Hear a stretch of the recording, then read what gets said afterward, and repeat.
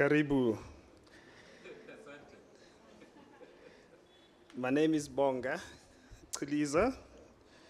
I'm one of the co-directors of the HMHI, and my task is to welcome you to Nairobi. And so, because you are at home, I'm welcoming you to my home. I'm going to tell you a little bit more about me, and I hope that the young people at the back are listening, because at the end of this, I'm going to ask them at the end of this conference what my name means and what Dr. David C. Henderson means, and everyone else that you've met, what their names mean. So my parents named me Bonginkosi Chiliza. Bonginkosi Chiliza. That loosely translated means praise the Lord or thank the Lord. So we are really grateful. I guess my parents were grateful and thankful that I was born. And I am also grateful and thankful that you guys are here in Nairobi at my home. So I want to welcome you to Nairobi to the 7th HMHI conference. And I want to particularly welcome people who are closer to my current home at the moment first.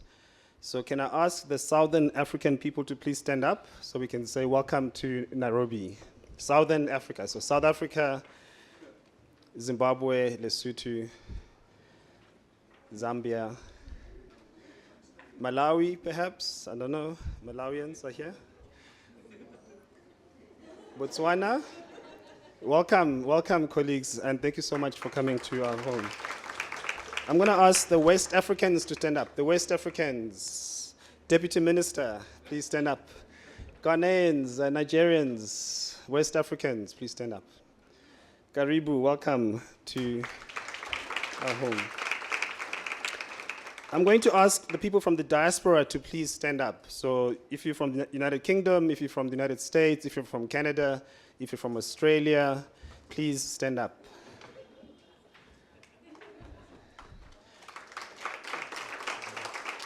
Welcome to our home. And then last but not least, my cousins twice removed. My East African people, please stand up. Welcome to our home.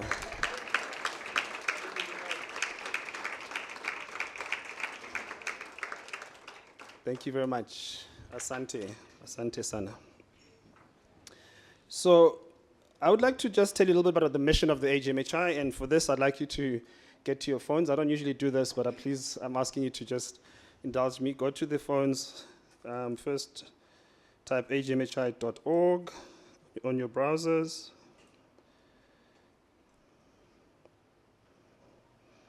Have you got your glasses? Those that need glasses? And then you should be able to get to a page like that which says Connecting Minds, Accelerating Progress. Scroll down with your left thumb or right thumb and go to something that says Learn More About AGMHI. And if you can press that with the thumb, and then that's what the mission and the vision of the HMHI is. So the Africa Global Mental Health Institute supports the advancement of mental health care in Africa and the diaspora across 4 domains of research, training, education, clinical care delivery, advocacy, and policy. The mission and vision of the HMHI embodies Dr. Chester M. Pierce's vision to serve the mental health needs of all people everywhere.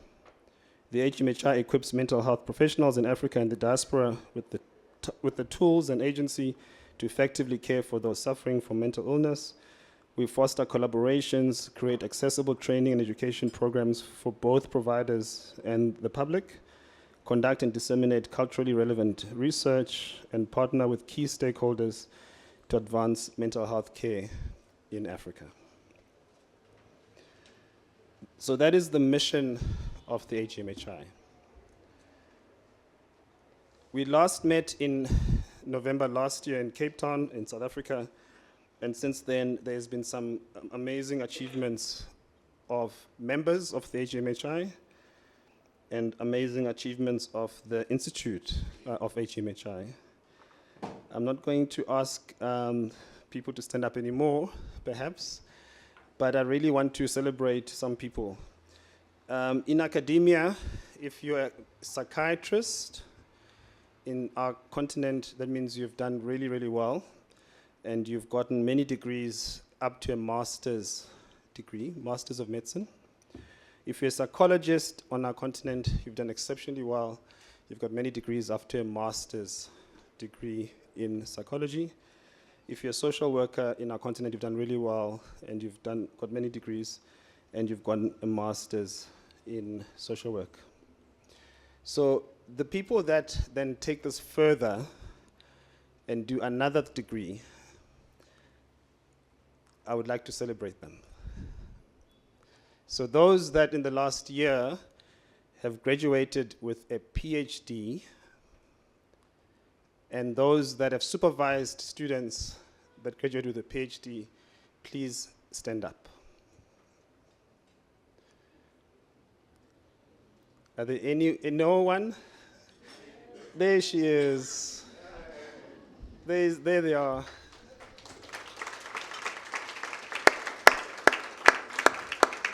We are super proud of Dr. Ndugu Wambua, who's a woman of the soil of Nairobi, who is now in Durham, and is a member of my department, and is also a postdoc fellow at the Africa Health Research Institute at RE.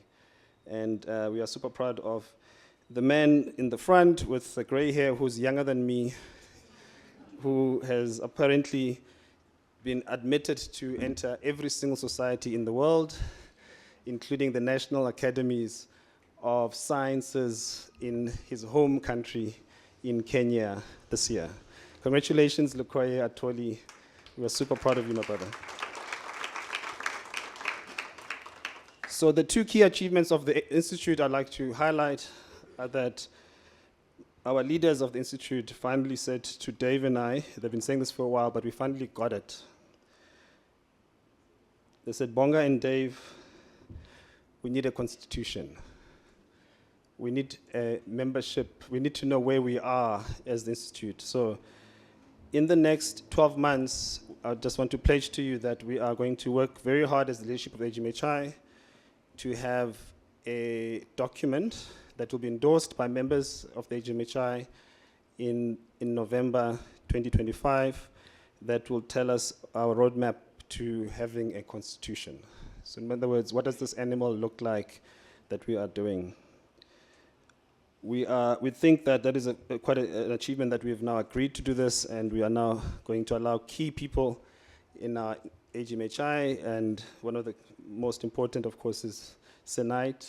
If you haven't met her, she's fantastic. She's going to be focusing very much largely on helping us write the Constitution. The other key achievements that I'd like to particularly mention is that we are always pulling together, right? Harambe. We are pulling together. So we celebrate every time we have new partnerships at our at the HMHI, and we are particularly very proud today to have two institutes that are going to be partners with us, and this is why their names are on the logo at the bottom. The Aga Khan University and the APHRI, I think it's called. There's an acronym missing somewhere.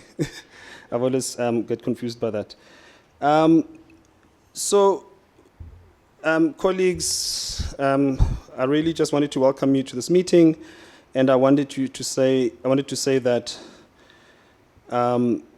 this is my home because our people, the Bantus of Southern Africa, came from East Africa.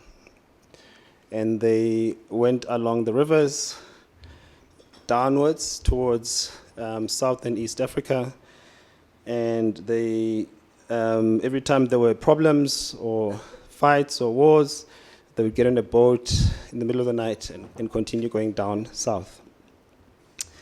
And they got down to the south, they found amazing land, and they built wonderful homes, and then I'm told that there was something called umfecane, which means that there was a person or persons that were now trying to, again, make them not be able to be comfortable in their homes. And then some of them then left their homes in the middle of the night and came back up. They went down and then they came back up. And so there are wonderful Bantu tribes, kings, queens. If you look at the map from in Zimbabwe, in Malawi, in Tanzania, in east of Uganda, and of course in west of Kenya. So I am confident that in Nairobi, this city, which is obviously a wonderful conglomerate of everyone in East Africa, there are definitely my cousins here, which is why I'm saying, Karibuni, welcome to my home. Lastly, for the young people at the back, I'd like to say that we are very fortunate to have amazing people speak in front of you this next 2 days. But I want to say to you that each and every person that stands in front of you and speaks to you in the next 2 days, what you need to say is, I will be better than that individual speaking today. This organization will make you better than us. We're not looking for people that are like us, we're looking for people that are better than us. As the yoga person said, we want to reach up and touch this. Oh, you can touch the ceiling here and touch the ceiling. So we are looking forward. None of us are up there yet. We are pulling as we rise. We're lifting as we rise. So we're looking forward to welcoming the next generation of leaders that are going to be much, much better than us. And then lastly, before I hand over to Dr. Michelle Durham, I'd like to remind you that please be mindful and respectful of all our participants' voices in the next few days, without necessarily talking down to the achievements and hard work of the associate professors and the full professors, whether they're on this continent or in the diaspora. But please also be mindful that we need to lift up our early career people, and we need to give them the props. We need to also give the props to those that have walked this journey in front of us. So we are very, very glad that we have unbelievable keynote addresses, and we'll definitely give them the respect that they deserve. But we also want to at the same time be mindful and want to hear from the early career researchers in the room that are going to be better than us. Thank you very much and welcome to Nairobi. Dr. Michelle Durham. Thank you.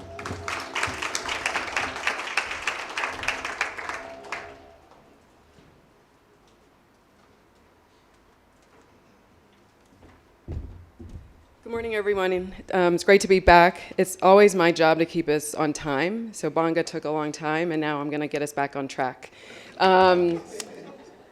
Michelle Durham, I'm a psychiatrist. I'm based in Houston, Texas. It's good to see new faces and old faces. It's always a great meeting to be here with all of you again today. And I think the best part about it is the networking.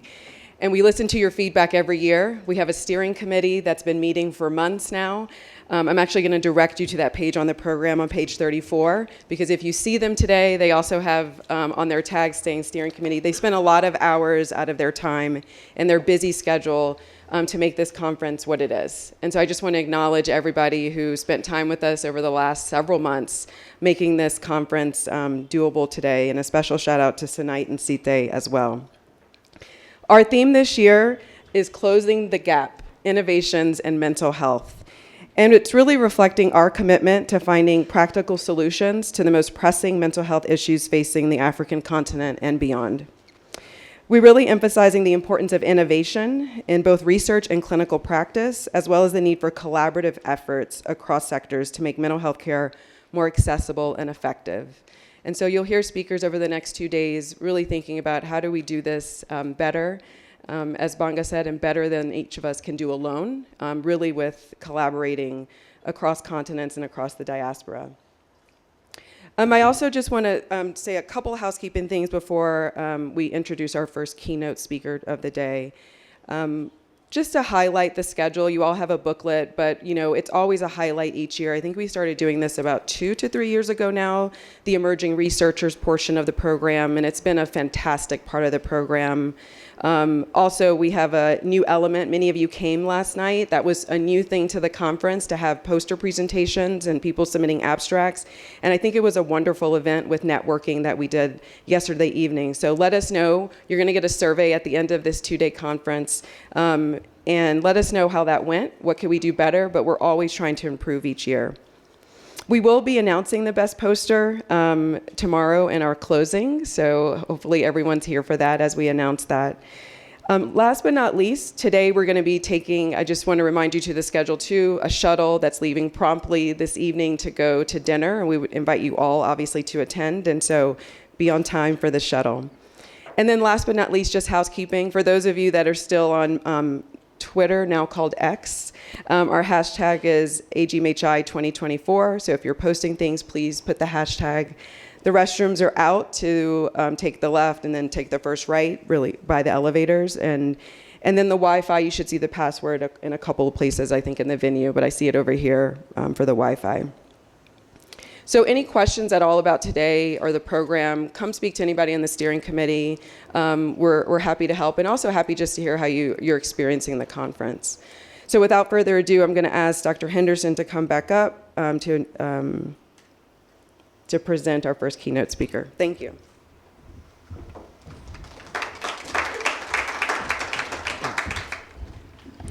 Okay, good morning again. I have the pleasure of introducing Dr. Asha Collins, and in your booklet, her profile's on page 7. I'm not going to read through everything, but I'm just going to start off by saying a very impressive person, straight up. And I'll give a story at the end, but basically, she's her PhD is in microbiology, but her career path has been nothing but microbiology. Been totally different, but she's an experienced life sciences operator who has driven growth in businesses from startups to Fortune 500 companies, a deep understanding of healthcare and life sciences market dynamics, and has repeatedly demonstrated her ability to scale global services and product organizations. Her management experience includes scaling and optimizing data. But SaaS is what again? What is? Okay, that. And drug development and supply chain global businesses across the healthcare. Currently, she's Senior Vice President and General Manager of Biobank's data analysis platforms at DNA Nexus. So the reason we asked her to speak at this conference is simply because of the theme of the conference, innovation. And it's always important to examine techniques and procedures and tools that are used in other industries or fields and see how we can apply them to our field. And this is an example. Dr. Collins is not a mental health expert.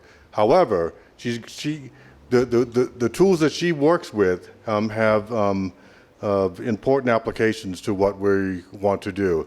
Now, the story I want to tell you is I met Dr. Collins on an airplane, and I never, ever speak to anyone on an airplane. I've had some bad experiences in the past.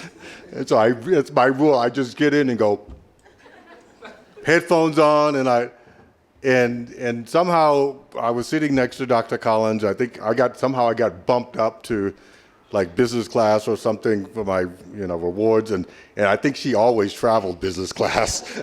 She seemed way more comfortable than I did in business class.